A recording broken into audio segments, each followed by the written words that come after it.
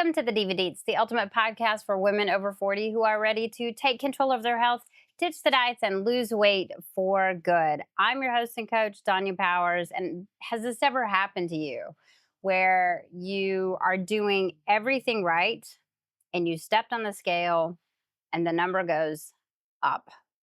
Ah, even though you've really been following, you've been getting your protein, you've been getting your water, you've been getting your workouts in, you've been getting your steps, you've been following the plan, you've been making sure you have a plan with your coach, you've been following the plan, and then the scale has the audacity to slap you in the face by going up. um your brain immediately has this reaction. Your stomach drops, you have like this feeling, this gut feeling, and your brain is going, you're failing. See, you couldn't do this. um and you think, oh, this isn't working, this isn't working for me. Has that ever happened to you? Because that's happened to me. That's happened to me a lot lately. Where I'm just like, you know what, F it, stay the course, I'm not going to look at the scale anymore. But I get it and I understand. I actually had a pretty intimate check-in. I do in-person measurements with my clients, and I had one just have a total meltdown because the scale is going up on her. And it's so hard for me to tell them, you are doing all the right things. And some coaches maybe wouldn't acknowledge that, but I think most of us know they are doing the right thing, especially if they're women over 40. They are doing all of the right things. Their body is just adapting. I just need you to hear this. Like your life depended on it. You are not broken. You are not failing. And that number does not define you. You cannot let your identity be attached to the number that is on that scale. Stop letting a little piece of plastic, or mine's glass, but whatever, tell you who you are. Stop doing that. Your body is not betraying you. You are stronger than a scale. The scale does not tell the whole story of your progress. Okay. So I just wanted to, I know that's a lot about like, no, no, scale bad. The scale is an important form of measurement. It's a gravity form of measurement. My clients use it. I make them weigh in pretty much every day so that they get immune to weighing in. And I track the pattern. The pattern that lets me know that the food's doing what it's doing, right? A high carb day, scale's going up the next day. A low carb day, the scale's going down. But somewhere in the middle of all that, there's a happy little bottom number. And that's the one I'm looking for, that I can't look for if there's no data, right? So today I want to break this down with the science and the emotions behind it, because I get it. I am there right now. I'm there with you. You know, I put on about 20 pounds post hysterectomy, which to me was just devastating. But I knew as soon as I started losing muscle and things began feeling heavy, and I couldn't pick heavy stuff up, and it was that I could tell, I knew that it was coming, that inevitably I was going to be putting on some fat. I took my calories down because that's what I do in my brain, and I probably should have kept them up a little bit higher, but I took them down to BMR, and started I started gaining. So I'm down about 7 pounds from when I started this comeback from my hysterectomy. But it's just slow. It's slow and it's steady. And I know how discouraging it feels. But I also know what's really going on when the scale stalls, when it creeps up, and it's honestly just not what you think. So make sure that you are paying attention here, because first of all, I want you to know that it's okay to have a meltdown. It's okay. It's frustrating, to say the least. It feels like a betrayal. That really is how it feels. Like, body, I'm doing all of these things and you are not cooperating with me. And so it's okay to cry in the bathroom, throw your hands up, and just really kind of go through the what's even the point. Because we all do that. And I think it's important to go ahead and express that. I've had clients say, like, my pants are getting tighter and I don't know why. I thought I was doing okay, but the scale went up. I suck at this part. Or just simply, I'm just tired, just burned out. I'm just tired. And does that sound like you at all? Do any of those words feel like something you might have said, or have you heard yourself say those things? Because I've said them too. Um, Even as a coach, after the hysterectomy, putting on 20 pounds is embarrassing, because I was allowing the scale to define me. And I don't walk around being like, oh, I weigh this. That's never been the kind of coach that I am. But it was hard to look at the scale and not feel like a complete and total failure, if I'm just being brutally honest. And one of my coaches pointed out that she was like, you have the rare air of taking everybody along the journey with you. Where so many coaches, I'm in a room with you know, 40 other coaches, 50 other coaches that are very successful online presences, whatever it is. Anyways, they're very successful. They're online. And I'm in this space, in this virtual Zoom space. And she was like, all the rest of the coaches that are in here are already fit. So you have this rare opportunity of letting your audience see you lose weight and show them how it can be done. And so I thought, I just need to lean into that a little bit more. Just be really raw with you because it is hard to be up in weight. And I'm not a perfect body coach, never have been. That's not how I coach. I like feeling strong. I like having energy. I like feeling good. I like fitting in cute clothes. Those are the things that matter to me. And so I I guess what I want to say is like, when I say I get it, I really do. It's not a fake, it's not something I'm just saying. I really do get it. But here's what I want you to know, that number on the scale, like I said before, is not the full picture. It doesn't tell you everything that's going on with your body. It's one single point of data. That's all it is.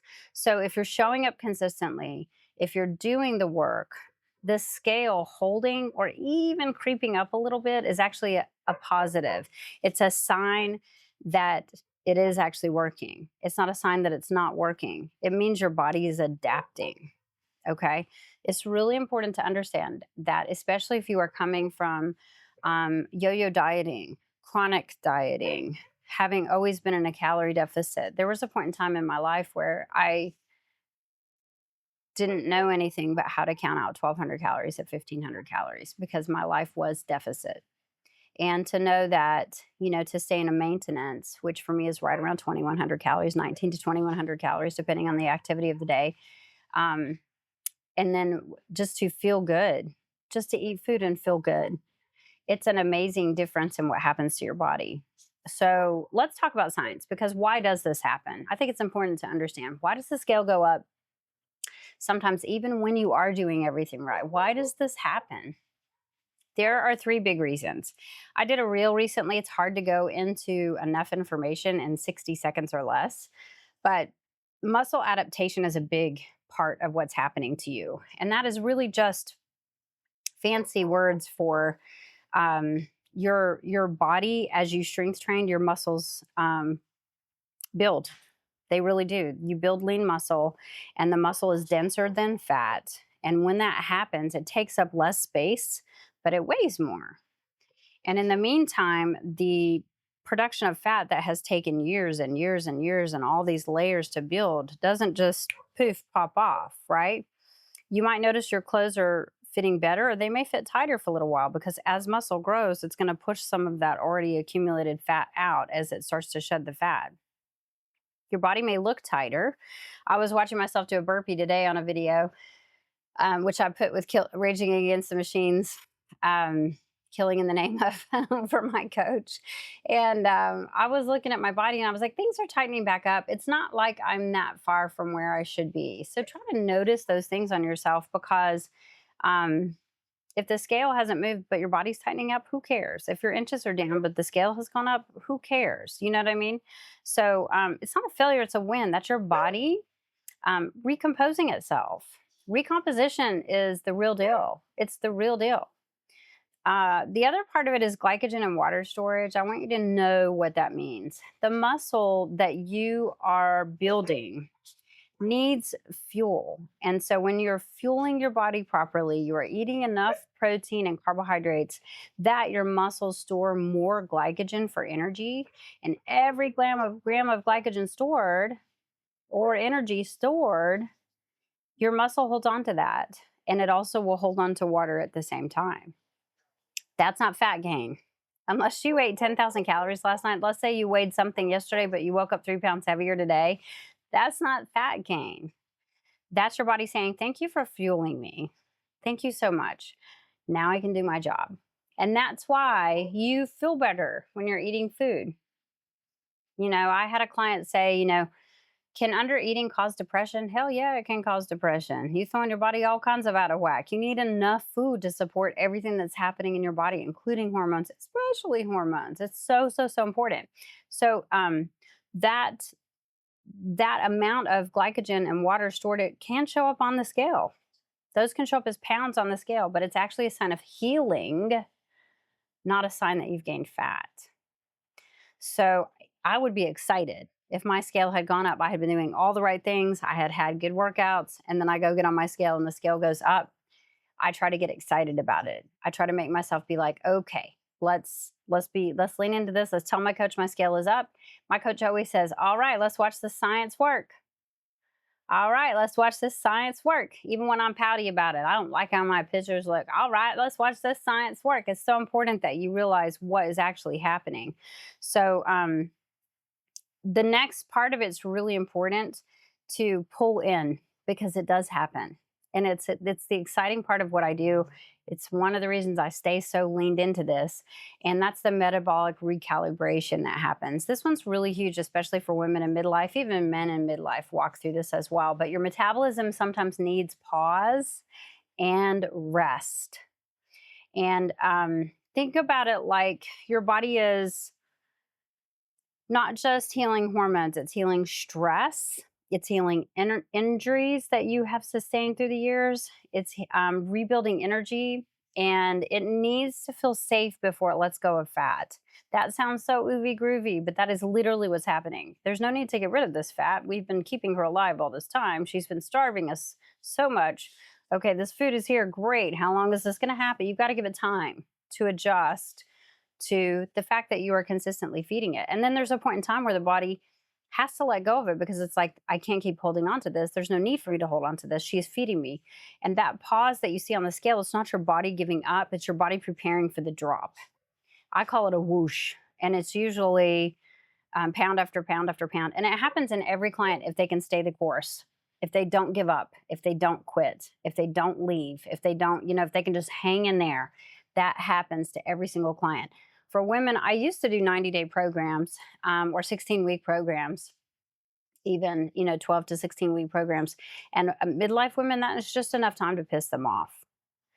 There is not enough time for them to actually get the results that they need. So I do 6 to 12 month programs. Usually, most women need at least 12 months because they have done so much damage to their body. It's going to be 6 months of consistency before we really see big movement.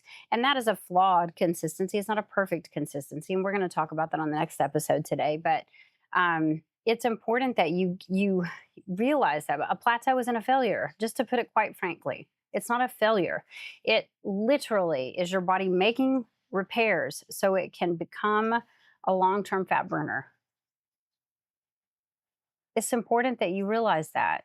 If you don't have the scale going up, you're not putting on muscle. If you lose weight really fast by starving, you're losing muscle. Fat doesn't drop off super fast. It just doesn't. Muscle does, fat doesn't. Think of it like sewing. You don't throw the whole project away when you have to stop and rethread the needle. That makes no sense. Well, crap, I ran out of thread. Starting over, starting from scratch, it doesn't even make sense. That pause is necessary so that you can rethread your needle and keep stitching. Your body works the same way. Your metabolism works the same way. So, what do we do with this? This is a lot of information, but what do we do with this? First of all, I want you to redefine your progress. Redefine your progress. Progress is not a smaller number on the scale. In fact, I'm constantly saying this, and I say this with all respect, but I could give two shits about the scale. I ask, how are you feeling? How do you feel? Do you have more energy? Great. If somebody tells me no, they don't have more energy, then we need to up their calories. We need to get their body filled with energy. We need to make sure that they feel well. Progress is your clothes fitting differently. My client that said her clothes fit tighter, I didn't ask her, is it in the booty region? Because we do want to grow bodacious booties. Having strong glutes is a huge metabolism boost. So your clothes fitting differently. Do the shoulders fit differently? Do the arms fit differently? Does the waist feel smaller? What's different? Scale didn't change. Do your clothes fit differently? Do you feel stronger in your workouts? I was thinking about this yesterday. And Wednesday, I went on a walk with my daughter. My daughter is, for whatever reason, decided she wants to be a cross-country coach at a cooperative school for kiddos. So she's trying to get herself in running shape so that she can run with these kids. She's got a baby that's 5 months old, and so she's down to like a 9.25 minute mile, or maybe it was 8.25 minutes. Anyways, I'm just like, yeah. She's like, still so slow, and I'm like, even on my best day, I didn't run that fast, but whatever. But anyways, when we got back to the car, she was like, "Mom, I'm gonna put the baby up, and then I'll come back and get the stroller." The stroller is a hoss. I didn't even think about it. I just folded it up, picked it up, and put it. And they've got a huge truck. Picked it up and put it in the truck. So feeling stronger. As she came around, she's like, "Wow, did that not feel heavy?" And I was like, "Oh, I guess it didn't." You know why? Because I'm working out and I feel stronger. In the past me, especially after this hysterectomy, I think I would have stared at that stroller and been like, maybe if I look at it long enough, she'll come over here. Put it away. Like I don't know how to do it. But what about having more energy? There were days, y'all. There were days I couldn't even get to 2 o'clock because I was just so tired. And a lot of that was so letting me know that my muscle was down. If you have a lot of muscle, guess what? You have a lot of energy. You feel good. You feel good in your skin. Sleeping better. Sleeping is hit or miss for me. Lately, I've been having these crazy dreams, but we're not going to talk about them. But, being in menopause is kind of like having an infant. But on average, I'm getting about 7 hours of sleep. That's great. That's exactly what you need. Hopefully, your sleeping is better. You know why I'm getting better sleep? Because I work out. That's honestly why. um, Noticing cravings starting to fade. I was having this conversation with somebody today. She's going on vacation and she's like, I'm going to the beach and I'm going to eat all the things fried. And I was like, okay, so if you eat fried food, I don't tell clients not to eat food. I don't think there's anything off limits. I do that for a couple of reasons. The first reason being the very second that you put something off limits, that's a no-no thing. Ooh, naughty. Everybody wants to be naughty. Everybody wants to be naughty. So I'm telling you how not to be naughty. One of my clients, no joke, she was terrified of ice cream. She loved ice cream. And she'd be like, the end of me. It's going to be the end of me. So I made her every single day eat a half a gallon of ice cream for about 2 weeks. And then she literally has a gallon of ice cream sitting in her fridge and probably still does to this day. She was so tired of ice cream. She realized ice cream does not rule her. But sometimes you do have to realize what you're doing. Sometimes you need to take awareness of what you're doing. Stop giving it the naughty factor. Once you give it the naughty factor and it's you can't have it, that's stupid. If you really want some ice cream, you need to eat some ice cream, but you need to relish that sucker. So that's what I told her. I said, if you want fried shrimp, I was like, you savor every single bite of it. I was like, but you know what? You're going to take one bite of it and be sad that you ordered it because all you're going to taste is the grease. That's all you're going to taste is the old grease. Everything that you taste, and then you do this whole like, this doesn't even taste good. Why am I eating this? And then I was like, you know, I bet somebody on the table is going to order some and you can have a couple of their pieces, but get your protein in so that you don't waste it on something like fried shrimp.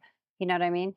And I was like, and then when you eat that shrimp, enjoy it, savor it. And she was like, well, in our favorite ice cream shop, great, go there. When you're on vacation, you're vacating. The you're she is 61, 63. She's 63. We're meant to make memories. This life is short. Am I saying eat ice cream every single day? No. But when you have time with your family and you're making a memory, you're gonna think, oh yeah, that ice cream was good, but you're gonna think about the laughter, the joy, the time. That's what you're gonna remember because you're creating core memories. We're never too old to stop creating core memories. And that's what defines us as who we are. So you'll notice cravings start to fade just simply because we've taken out the naughty factor and we've given ourselves plenty of muscle.